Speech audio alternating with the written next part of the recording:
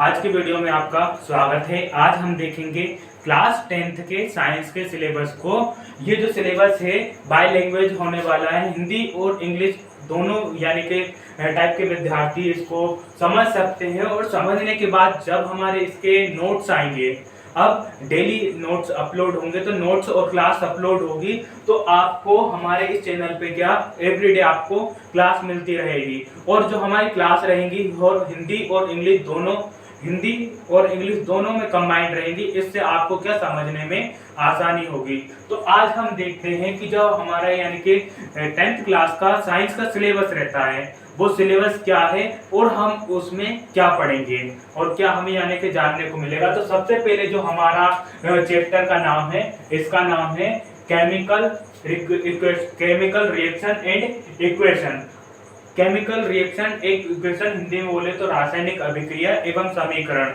हम जब भी किसी पदार्थ को मिलाते हैं और कुछ रिएक्शन होती है तो उसी को हम क्या बोलते हैं, केमिकल रिएक्शन। पर हमें उस क्या रहता है कि उस रिएक्शन को हम एक सेंटेंस में ना लिखकर उसके सिंबल के थ्रू लिखते हैं, तो उसी को बोलते हैं इक्वेशन या समीकरण। अब ये जो रिएक्शन होती है 7 से 8 प्रकार की होती हैं।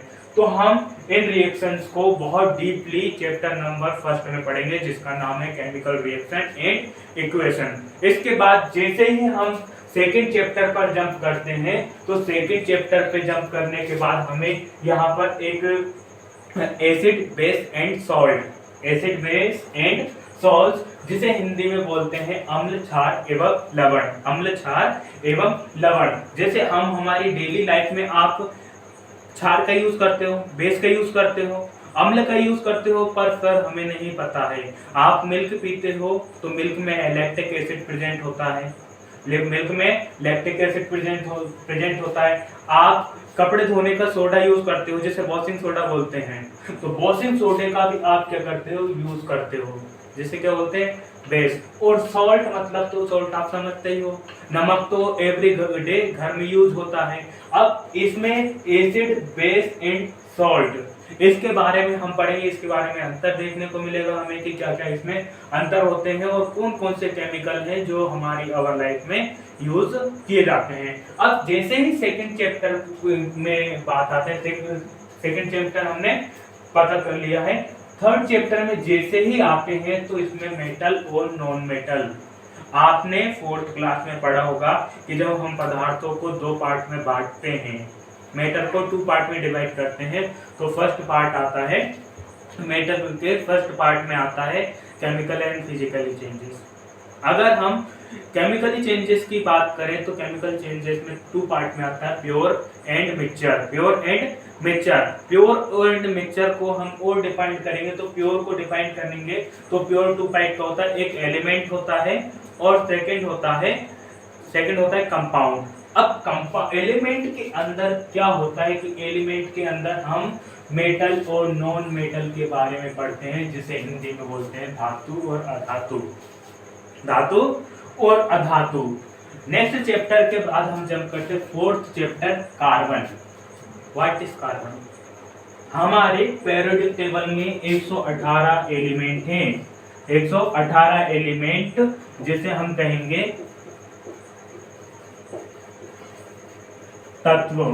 क्या कहते हैं? तत्व। 118 एलिमेंट हैं जिसे हम कहते हैं तत्व। आधुनिक आवर्त सारणी में 118 एलिमेंट हैं। मॉडर्न पीरियोडिक टेबल में 118 एलिमेंट हैं, जिसमें से एक एलिमेंट ऐसा है जिसके बारे में हम पढ़ेंगे, कार्बन और उसके कंपाउंड, कार्बन और उसके यौगिक, कार्बन एंड इट्स कंपाउंड, जिसमें हमें उसके बारे में डिफरेंट हेलो एल्कीन, एल्केन के बारे में पढ़ना पड़ेगा, एल्काइन के बारे में पढ़ना पड़ेगा, बेंजीन रिंग के बारे में पढ़ना पड़ेगा। यानी जिसमें भी हाइड्रोजन और कार्बन प्रेजेंट है उसी को हम क्या बोलते हैं सर? हाइड्रोकार्बन बोलते हैं। क्या बोलते हैं? हाइड्रोकार्बन बोलते हैं। मतलब ये हाइड्रोकार्बन बोलते हैं आप, यानी कि इसका एक अलग ही चैप्टर पढ़ोगे पूरा का पूरा हाइड्रोकार्बन पर। इसमें जो 9th क्लास में था वो बेसिक पढ़ा है, 9th क्लास में क्या है, थोड़ा बेसिक है, डीपली आप हाइड्रोकार्बन क्लास 11th में पढ़ेंगे। इसके बाद आता है लाइफ प्रोसेस। लाइफ प्रोसेस ये प्रक्रम कि हमारा जो लाइफ का प्रोसेस है किस तरह से चलता है, किस तरह से उसमें डिपेंडेंसी रहती है, उसको हम किस में स्टडी करेंगे, लाइफ प्रोसेस में स्टडी करेंगे। इसके बाद आ जाता है how to organism are reproduce, यानी कि 6th क्वेश्चन आ जाता है control and coordination. Control and coordination, अब मेरी जो पूरी बॉडी हो रही है, कंट्रोल हो रही है, मैं बोल पा रहा हूँ, वो मेरी पूरी बॉडी किससे कंट्रोल हो रही है, मेरे माइंड से। अगर मेरा माइंड वर्क करना बंद कर दे तो क्या मेरी बॉडी कंट्रोल होगी? नहीं होगी। तो इसी चीज का हम अध्ययन किस में करेंगे, स्टडी किस में करेंगे, कंट्रोल एंड कोऑर्डिनेशन, जिसमें हमारी बॉडी में न्यूरॉन प्रेजेंट होता है, हमारे माइंड में न्यूरॉन सिस्टम प्रेजेंट होता है, जो हमारे यानी कि इलेक्ट्रिक करंट की तरह क्या हमारे माइंड में सिग्नल से उसको एक जगह से दूसरी जगह पे ट्रांसफर करने का क्या काम करता है, क्या करता है, एक जगह से दूसरी जगह पे ट्रांसफर करने का काम करता है, जिससे हिंदी में बोलते हैं नियंत्रण एवं समन्वय, नियंत्रण एवं समन्वय। अब इसके बाद हाउ डज ऑर्गेनिज्म रिप्रोड्यूस, जीव जनन कैसे करते हैं, इसके बारे में पढ़ेंगे। तो जीव जनन की यानी कि जीवों में जनन के लिए अलग अलग प्रोसेस अपनाई जाती हैं, fragmentation, sexual reproduction and asexual reproduction. इसके बारे में भी हम क्या स्टडी किसमें करेंगे, जीव जनन कैसे करते हैं, हाउ डू ऑर्गेनिज्म रिप्रोड्यूस, जिसमें हमें क्या पढ़ने को मिलेगा कि सर विखंडन, खंडन और लैंगिक प्रजनन और अलैंगिक प्रजनन किस तरह होता है, उसकी स्टडी हम किस में करेंगे, हाउ डू ऑर्गेनिज्म रिप्रोड्यूस, जीव जनन कैसे करते हैं। अगर हम नेक्स्ट चैप्टर की बात करें तो हर्वेडिटी, जिसमें अनुवांशिकता के बारे में पढ़ेंगे। किसके बारे में पढ़ेंगे, हम अनुवांशिकता के बारे में पढ़ेंगे, जिसमें मेंडल नाम के एक साइंटिस्ट ने मटर के पौधे पर कुछ एक्सपेरिमेंट किए थे। सेम यानी कि सेम कैटेगरी के मटर्स के प्लांट्स लिए थे उन्होंने, और उन पे क्या किया था, एक्सपेरिमेंट किया था, और उनको 7 टाइप के रिजल्ट मिले थे, 7 टाइप के रिजल्ट मिले थे। उन्हीं बेसिस पर उन्होंने 4 लॉ दिए थे, जेनेटिक का लॉ दिया था।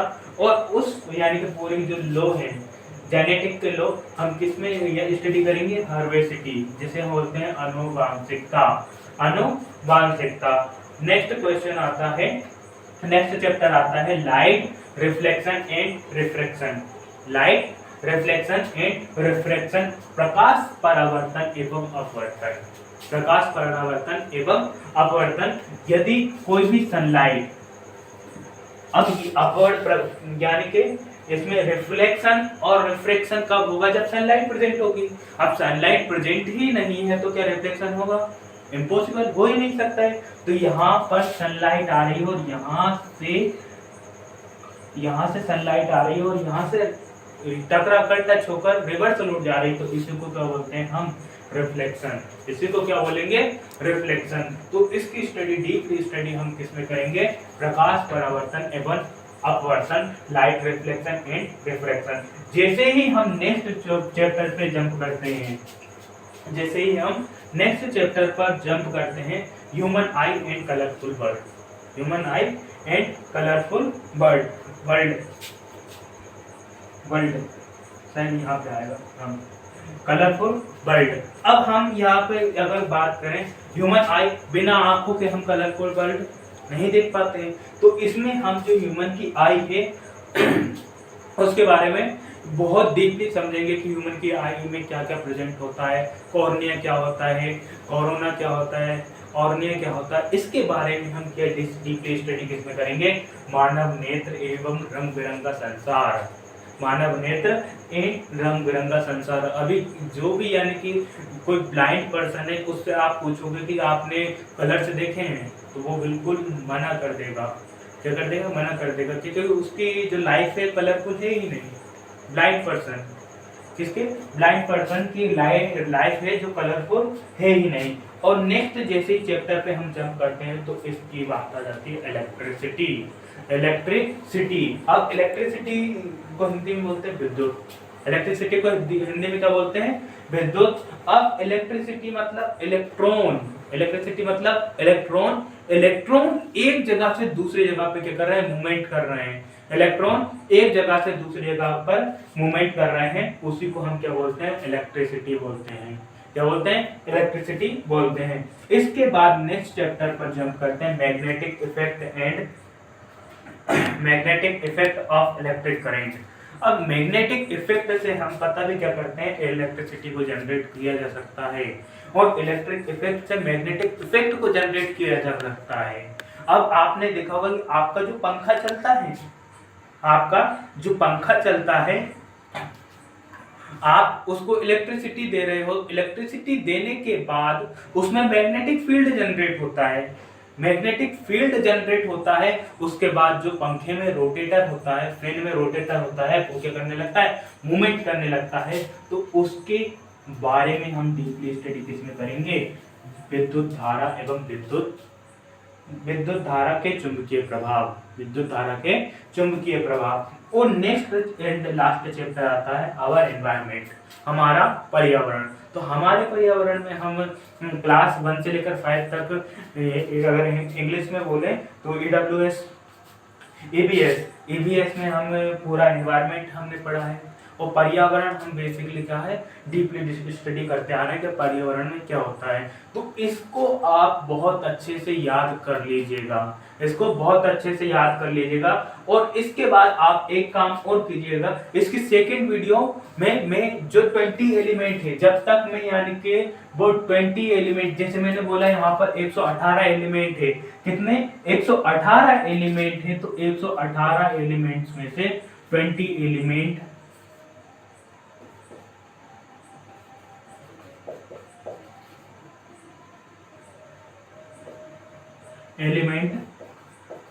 हमें याद होने चाहिए, 20 एलिमेंट हमें याद होने चाहिए। तो 20 एलिमेंट याद होंगे तभी हमें first, second, third and fourth chapter समझ में आएगा।